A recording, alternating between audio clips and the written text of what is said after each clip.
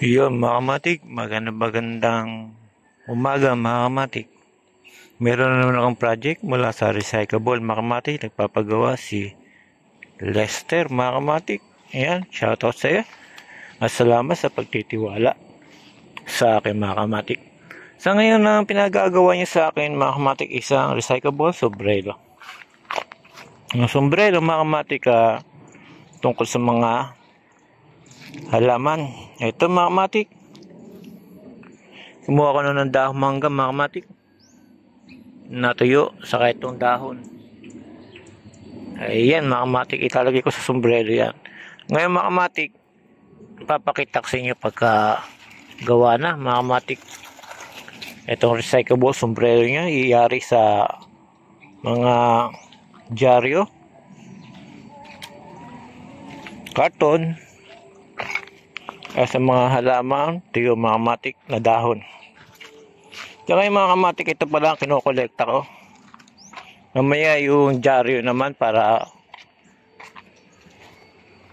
magawa natin kaagad mga kamatik. Naghanap ako ng dahon ng kaimita, wala akong makita mga kamatik. Pero pwede na to. Ayan mga kamatik.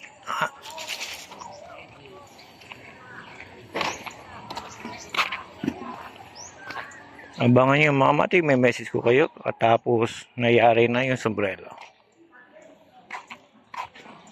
Yun mga kamatik, bali ito ang gagawin natin. Karton saka dyaryo mga kamatik sa recyclable na ipapakita ko sa inyo pagka nayari na. Sa ngayon gumagawa pa ako ng bilog. Ito mga kamatik, sombrero to na pinagawa sa akin mga kamatik for recyclable. Kasama na yung i-discard natin ng mga halaman, tuyo na. Ngayon mga kamatik, sa ngayon didikit ko pa. Papakita ko rin sa inyo kung paano paggawa mga kamatik. Tapos gagawa pa akong bilog para dito, para lalo tumigas yung sombrero mga kamatik. Meron pa yan dito mga kamatik, para makita nyo kung paano gumawa ng sombrero na recyclable natin mga kamatik. Mamaya mga kamatik, ipapakita ko rin sa inyo kung okay na siya para pwede nyo gayahin mga kamatik pagka meron kayong project sa eskwelahan mga kamatik. Sa ngayon mga kamatik, ito karton, dyaryo, yan. Bibili pa tayo ng, siyempre pagka recyclable, kailangan bibili ka pa rin kahit pa para gumanda yung recyclable mo mga kamatik. Bibili ako ng pambalot na yema mga kamatik bilang kulay at design niya mga kamatik. Ngayon ipapakita ko na lang sa inyo muna mga kamatik. Ito, baka nabuo ko na, pakita ko rin sa inyo mga kamatik. Yung mga kamatik, bali ito na siya, pinaka-sombrero niya, pero hindi pa siya tapos mga kamatik. Paano magagawa yan? Unang-una mga kamatik, lulukutin nyo yung ganito. Lukutin nyo siyang ganyan para mapabilog nyo mga kamatik. Ayan, pagka na ganyan na mga kamatik, madali na siyang pabilugin. Pangalawa, kukuha kayo ng mangkok para doon sa bilog niya mga kamatik. O, ayan, parang ganyan. Tapos bibilugin, lagyan nyo na siya ng ballpen o lapis mga kamatik para iukit nyo. Pagka na iukit nyo na mga kamatik, gugupitin nyo, magiging ganito na siya. Tapos ito na siya kalabasa, pero hindi pa rin tapos yan mga kamatik, meron pa yan dito paikot. Ayan, ito pala nagagawa natin, pero papakita ko ulit sa inyo mga kamatik yung pinakaikot niya. Yung mga kamatik, bali ngayon bibiluguli ako para dito mga kamatik, para ganap na sombrero. Kumuha ako ng malaking plato, bibilugin ko siya mga kamatik. Siyempre pagka nabilog mo na, medyo maliit pa yan mga kamatik, pagaya ng forma, pero lalakihan mo pa siya ng ganyang kalaki, paikot mga kamatik. Yung mga kamatik, katulad nito, binakat ko na siya. Nilagyan ko siya ng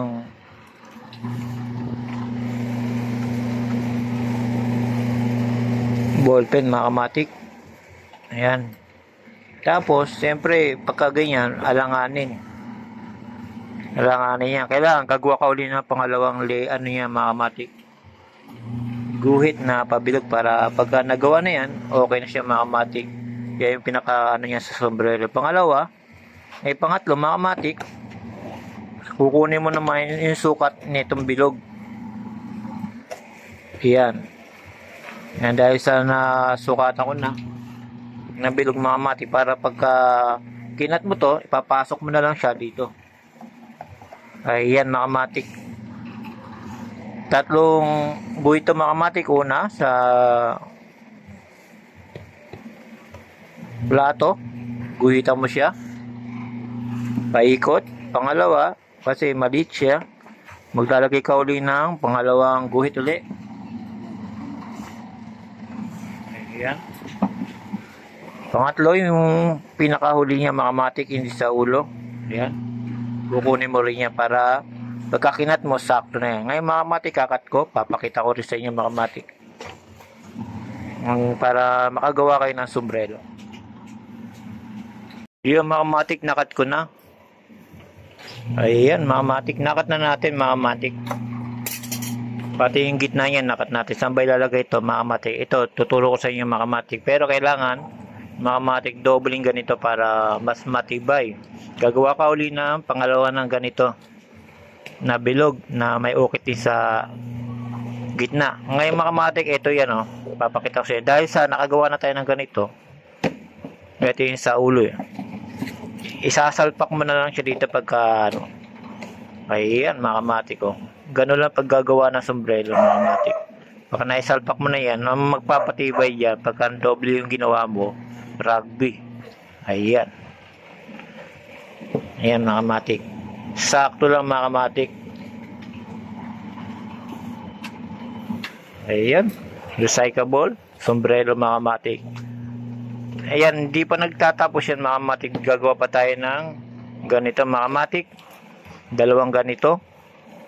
Tapos talagyan pa natin ng mga eco bag yan para makulay mga kamatik. Ngayon mga kamatik, gagawa ulit ako ng ganito, tapos iraragbihan nyo na lang para kumapad mga kamatik. Kasi pagka isa lang mga kamatik, medyo malambot, kailangan dalawa. Papakita ko ulit sa inyo mga kamatik step by step. Yung mga kamatik, ito na siya, nabuo na natin. Dinoble ko yung kanyang bilog para makakapit dito sa gilid mga kamatik. Yun na yung sombrero mga kamatik, recyclable, yari sa karton mga kamatik. At ang pangkukulay natin ay eco bag. Ito na siya. Ayan, eco bag mga kamatik. Ipapakita ko sa inyo kung anong kulay niya. Sa ngayon, ito muna mga kamatik na sombrero na karton. Nagmula lang sa karton mga kamatik, nakabukan ng sombrero. Ito mga kamatik, maraming design to. Papakita ko na lang din pagka natapos na. Pati yung kulay niya. Dapat yema pambalot. Ang problema, wala akong makitang yema na plastic. Kaya eco bag na lang ang gagawin ko mga kamatik. Yung mga kamatik, tatapusin ko na at papakita ko rin sa iyo kung anong kulay to. Yun mga kamatik, bali ito na, may kulay na siya.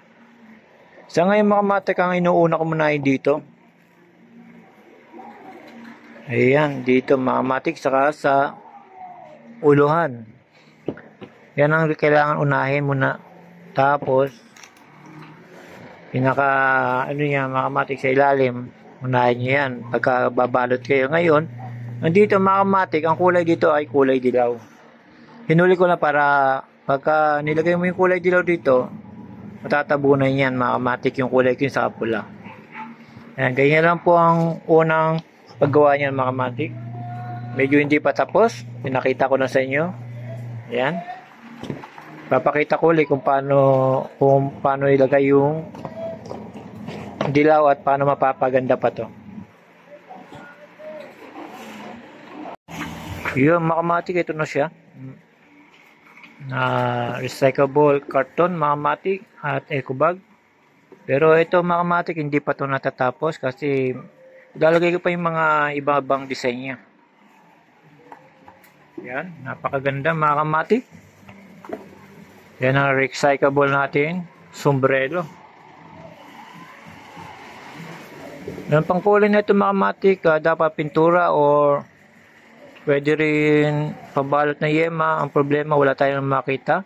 Kaya eco bag na lang ginamit natin. Kaya mga kamatik, papakita ko pa sa inyo mamaya yung kabuuan kung gaano kaganda pagka nabuo siya mga kamatik. Sa ngayon, ito pala yung nagagawa ko. Pinatutuyo ko muna siya. Ayan. Para maganda pagkakadali mga kamatik at napakatibay pa. Kahit sa karton lang ito mga kamatik, napakatibay niya. Dahil sa doble-doble siya. Ayan. Sa ngayon mga kamatik, papakita ko mamaya-maya yung kabuuan niya kasi meron pa siyang mga dahon. Ayan, pag ganyan, si-silver na lang natin. Ayan. Saka meron pang makikita nyo mga kamatik yung kabuuan. Para meron di kayo idea kung sakasakaling meron kayong may pinagagawa sa inyo mga kamatik na recyclable carton na sombrero. Madali lang siyang gawin mga kamatik. Ayan, ganyan lang siya. Ayun mga kamatik, mamaya-maya update ko kayo katapos na nagawa ko na lahat. Ayun mga kamatik, ito na ating sombrero recyclable mula sa dahon. Ayan mga kamatik, ang dahon yan mga kamatik, pininturahan ko ng silver. Mangga siya, mangga. Ayan. Tapos ito naman, nalimutan ko kung anong halaman to, pero panggamot din yan mga kamatik. Yan. Dito naman yung sa ibabaw mga kamatik, ito yung ilalagay kasi may logo pag ganyan.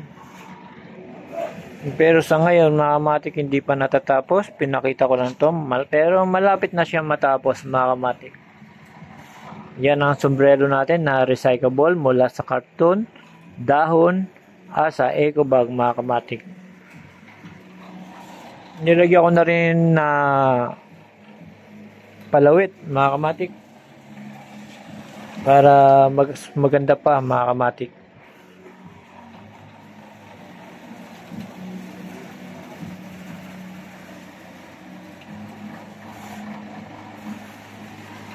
Yan, bali kaya silver nilagay ko mga kamatik kasi binabagay ko lang doon sa kanyang kulay.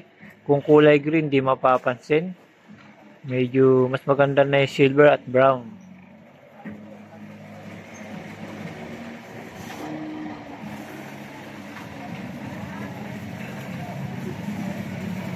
Ayan. Ayan mga kamatik ang sombrero natin na recyclable mga kamatik. Yung pinaka-final yan mga kamatik, ipapakita ko rin sa inyo. Sa ngayon pinatutuyo ko pa, hindi pa pwede pagsabayin kasi pagka pinagsabay ko mga kamatik baka lalo pang masira. Nilagyan ko rin siya ng kulay green para mas maganda pa siyang tignan mga kamatik. Mula sa karton, eco bag, sa dahon. Ayan mga kamatik, mula sa dahon sa eco bag yan mga kamatik. Mamaya-maya update ko kayo kung tapos na siya mga kamatik.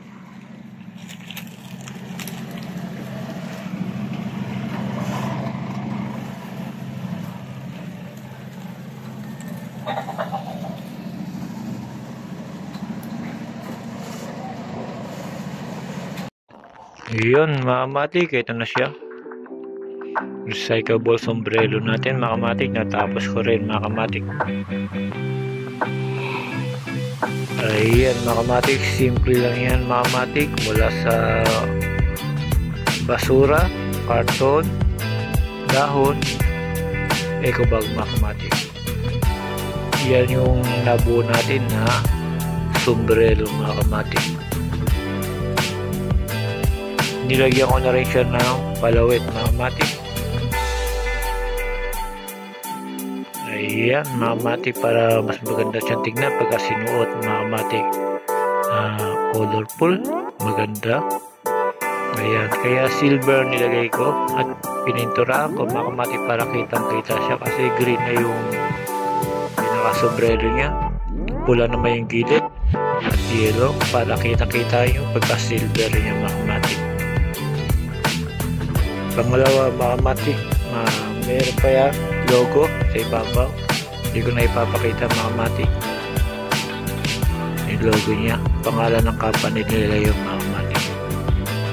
Nagpagawa na ito si Lester. Lester, salamat at nagtiwala ka sa akin na ako gumawa ng recyclable na sombrero mga kamatik. Shoutout sa iyo mga kamatik. Yan mga kamatik, simple lang pagkagawa. Yan, pwede niyang gayahin yan mula sa umpisa. Panoorin nyo lang yung video hanggang sa matapos mga kamatik. Yan mga kamatik, hanggang dito na lang. Duka kamatik. Yan ang recyclable sombrero ni Duka kamatik mga kamatik. Kung meron kayo ipapagawa, kontakin nila ako sa messenger o sa YouTube ko mga kamatik. Sa messenger ko, ang pangalan ko RBN Duka. Message nyo lang ako kung meron kayong para-recyclable at mapapag-usapan natin yan mga kamatik.